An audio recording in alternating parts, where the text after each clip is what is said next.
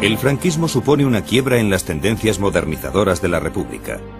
Desde los inicios del nuevo Estado se confunde el régimen político y la persona de Francisco Franco. El régimen del general Franco era una dictadura personal que se basaba sobre tres grandes pilares que sostenían lo que se llamó el régimen político. En primer lugar, el ejército, que era el garante de esa victoria y de que no habría vuelta atrás en esa victoria. En segundo lugar, la Iglesia Católica, que no colaboró con el régimen, es que era parte del régimen, era un pilar, es la institución que garantizaba y que controlaba la vida cultural, las costumbres, la moral y una parte importante de la movilización y la sociabilidad de los españoles. Y en tercer lugar, el Partido Unificado, la falange tradicionalista, encargada del control de la retaguardia, de los sindicatos, de la movilización juvenil, el Frente de Juventudes, de la mujer, la sección femenina. Estas tres instituciones tenían como clave de bóveda la figura del general Franco, que era generalísimo de los ejércitos, cruzado por la fe de Cristo y jefe nacional del único partido, solo responsable ante Dios y ante la historia. Tras la guerra hay una afiliación masiva a la Falange, más por interés que por su atractivo ideológico.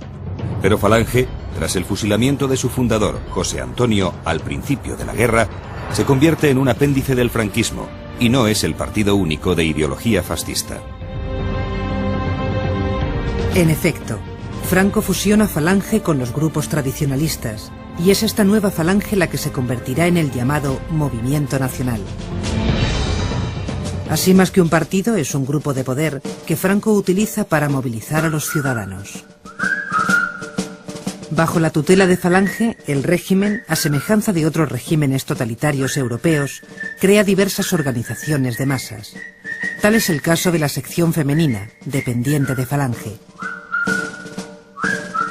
A través de ella se forma a las jóvenes en los valores católicos tradicionales y en los postulados de un régimen para el que la actividad social de la mujer se restringe al círculo familiar. Como mucho se le reservan tareas en los servicios sanitarios, de asistencia social o de beneficencia. Mientras tanto, entre los vencidos se organizan los maquis, grupos guerrilleros integrados por comunistas, socialistas, anarquistas y nacionalistas vascos.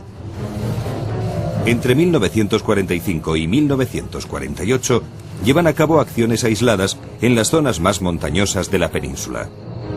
A finales de los 50 desaparecen los últimos grupos de resistencia. Al terminar la guerra, el país está lleno de desaprensivos que viven de timar a la población. Falsos funcionarios ofrecen a sus víctimas influyentes gestiones para excarcelar presos, dar trabajo a los desempleados o incluso para levantar templos. Es la picaresca propia de un país en ruinas. Para contrarrestar la carestía se impone el extraperlo, el mercado negro, aceptado como algo inevitable. Las cartillas de racionamiento reparten el poco pan, aceite, leche, arroz y huevos de que se dispone. Falta petróleo y electricidad, y España vuelve a la vela y al carbón. El régimen organiza la economía de manera autárquica, es decir, intenta vivir de lo que España produce, pero el país no posee todo lo que necesita.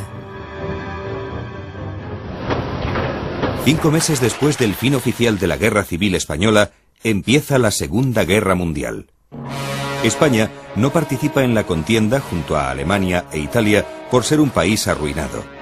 También porque Hitler no accede a las peticiones de Franco, quien reclama la soberanía sobre Marruecos y sobre gran parte de la Argelia francesa, así como una importante ayuda militar para ocupar Gibraltar.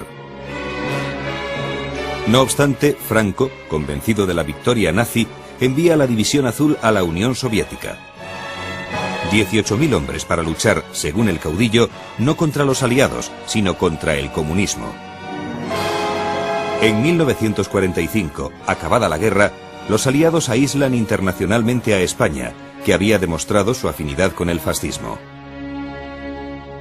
El franquismo prefiere dar entretenimiento a dar cultura. 1 millón de aparatos de radio difunden seriales radiofónicos. Unamuno y Ortega desaparecen de los libros de texto. Frente a ellos se propone la cultura de la evasión, de la mano principalmente del cine. Se empieza rodando la grandilocuencia épico-militar para pasar por la comedia amable el folclore andaluz, el casticismo madrileño y las películas con niño. Y la revista se convierte en el único espectáculo donde la censura permite alguna licencia erótica. En los teatros se asiste a comedias de Jacinto Benavente y Enrique Jardiel Poncela, y aparece la literatura de kiosco especializada en dos subgéneros, la novela rosa y la novela del oeste. Los toros son especialmente bien vistos por el régimen. Los éxitos futbolísticos son empleados por el régimen para exaltar el nacionalismo. Las quinielas hacen soñar al pueblo. Es la subcultura de masas. Madrid y Barcelona se llenan de chabolas con personas que llegan del campo. En estos años se crea el Documento Nacional de Identidad obligatorio para mayores de 16 años. Se venden a plazos relojes suizos y llegan los bolsos de plexiglas. Por todas las ciudades surgen los niños prodigio. En 1948, una tienda de Madrid exhibe un televisor, mientras que se piensa que un caldo de caracoles cura la tosferina y algunos curas no dan la comunión a aquellos que se apuntan a la moda de los bailes pecaminosos. Así se vive en la España de la posguerra, con canciones melódicas, boleros y rancheras, al tiempo que Gila hace en sus monólogos la crónica negra de un país donde no se permite la blasfemia.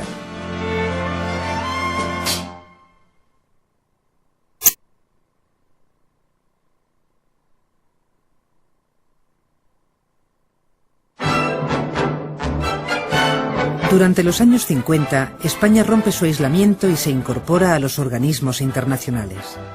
El régimen está muy interesado en reafirmar sus relaciones con Washington y el Vaticano. La coyuntura internacional favorece a los intereses de Franco. La Guerra Fría ha generado un temor maniático de los norteamericanos hacia el comunismo. Estados Unidos firma un tratado con España por el que se le permite la instalación de bases militares. A cambio, los norteamericanos actúan como embajadores de España ante el resto de Europa, abiertamente reticente a la figura del dictador. Franco consigue firmar también un concordato con la Santa Sede, y por fin, las Naciones Unidas admiten a España en sus organismos. Estados Unidos aporta créditos que alivian la maltrecha economía española, ahogada por el corsé de la autarquía. Se impone un cambio de rumbo en la política económica. El nuevo objetivo es la liberalización de la economía que debe favorecer el desarrollo del país.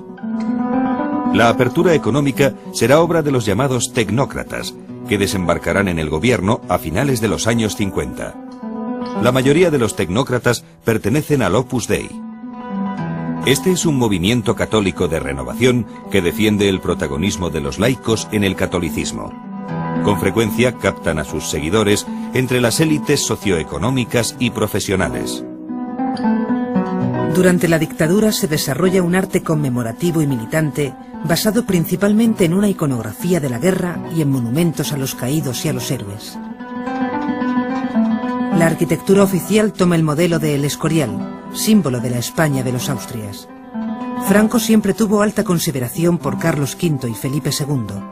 Amante de la grandilocuencia, retorna al gusto tradicional. Más por su contenido ideológico que por su valor artístico, hay que destacar el Valle de los Caídos. 20.000 hombres, la mayor parte presos políticos, levantan un gigantesco mausoleo cuya construcción es supervisada directamente por Franco. Y mientras este arte escurialense se extiende por el país, el catolicismo sigue teniendo un papel principal en la vida cultural.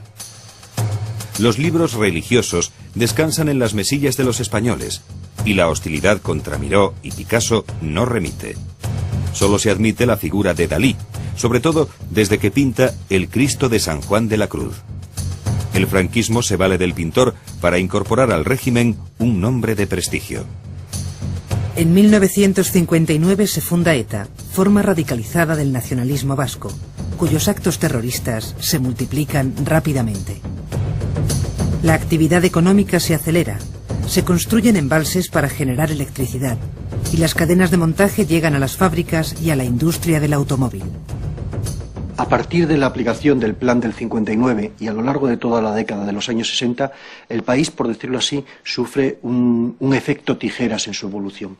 La economía española avanza dramáticamente, se industrializa, las tasas de urbanización son muy grandes, la alfabetización se generaliza, la sociedad se moderniza y, sin embargo, en el plano político todo permanece prácticamente igual. A pesar de los tecnócratas, de la discusión sobre la apertura política, lo cierto es que el franquismo sigue hasta el final siendo el régimen de poder personal y autoridad omnímoda del caudillo, del general Franco. Mientras, los monárquicos se debaten entre colaborar o no con el régimen para la restauración de la monarquía.